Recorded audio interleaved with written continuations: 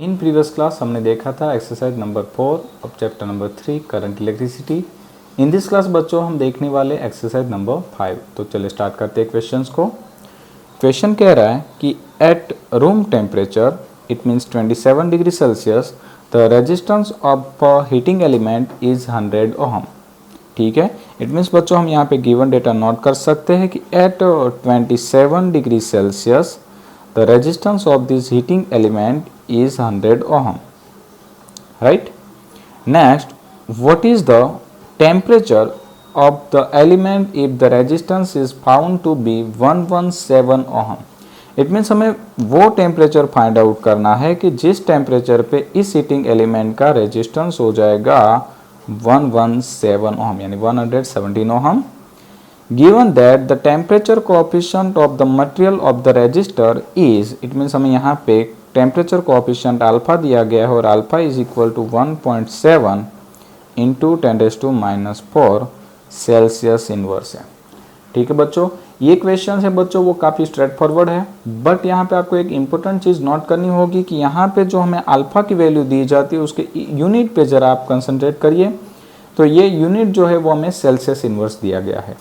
ठीक है बच्चों, तो हमें याद रखना है कि जब भी कभी हमें अल्फा जो है वो जिस यूनिट में दिया जाता है उसी यूनिट में हमें टेम्परेचर को कंसिडर करना होगा।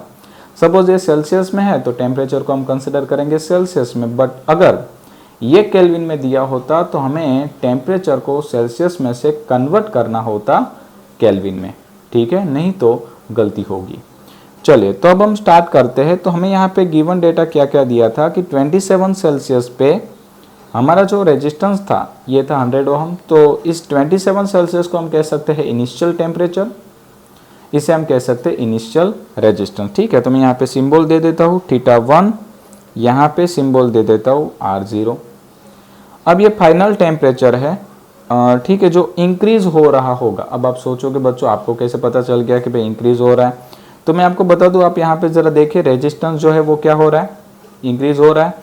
और यहाँ पे जो मटेरियल यूज़ किया गया था वो मेटालिक होगा, क्योंकि हीट हो रहा है ना, गर्म हो रहा है, हीटिंग एलिमेंट है तो मेटालिक मटेरियल होगा। तो यहाँ पे ये रेजिस्टेंस जो है वो इंक्रीज हो रहा है, उसका मतलब साफ साफ पता चल रहा है कि यहाँ पे जो हमारा टेम्परेचर होगा वो डेफिनेटली बच्चों इंक्रीज हो रहा है। ठीक है, तो इसे मैं कह देता हूँ R और ये अल्फा में दिया था। ठीक है बच्चों, और आपको याद होगा बच्चों रिलेशन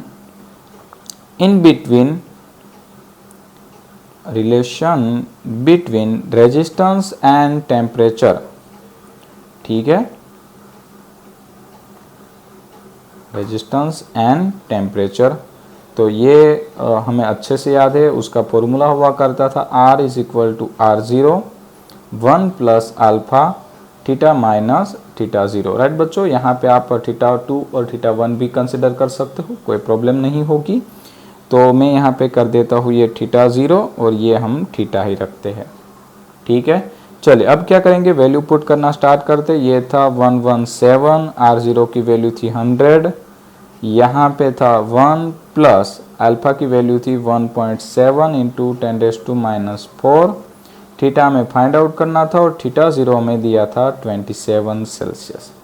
ठीक है बच्चों, चलिए इसकी कैलकुलेशन कैसे करनी है मैं आपको मस्त और इजी तरीका सिखा देता हूँ, एक ही बार में पूरी कैलकुलेशन हो जाएगी। सबसे पहले बच्चों आपको क्या करना है कि ये जो 117 है उसको 100 से डिवाइड कर दीजिए। आपके पास कैलकुलेटर अवेलेबल होगा ही। ठीक है, तो 100 से जैसे आप डिवाइड कर देंगे, तो मैं यहाँ पे स्टेप बाय स्टेप चल रहा हूँ, बट आपको इतने स्टेप करने की भी ज़रूरत नहीं होगी, आप डायरेक्टली एक ही बार में पूरा कैलकुलेशन कंप्लीट कर सकोगे। ठीक है, तो जैसे आप 100 से डिवाइड करेंगे तो ये आंसर आ जाएगा बच्चों 1.17 इज इक्वल टू यहाँ पे बचेगा 1 प्लस 1.7 इंटू 10⁻⁴ थीटा माइनस 27। ठीक है, अब देखिए बच्चों ये +1 है, उस साइड जाएगा तो -1, तो आप डायरेक्टली -1 कर सकते हो कैलसी में।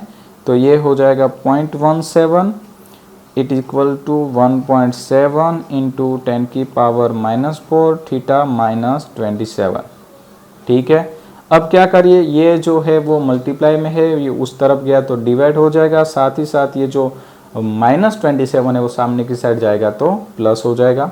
ठीक है, तो आपको डायरेक्टली यहाँ पे थीटा मिल जाएगा। तो थीटा की कैलकुलेशन आप कुछ ऐसे कर सकते हो, 0.17 divide by 1.7 into 10⁻⁻4 plus 27।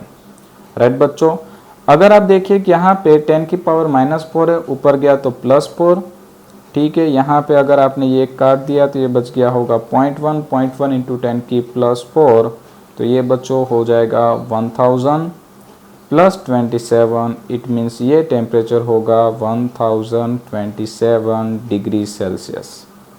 Right बच्चों, तो इसकी जो कैलकुलेशन है वो भी काफ़ी इजी थी और इसका जो फॉर्मूला है वो भी काफ़ी इजी था। आई थिंक आपको अच्छे से समझ में आया होगा बच्चों। इन नेक्स्ट क्लास हम मिलेंगे एक्सरसाइज नंबर 6 के साथ। Thank you.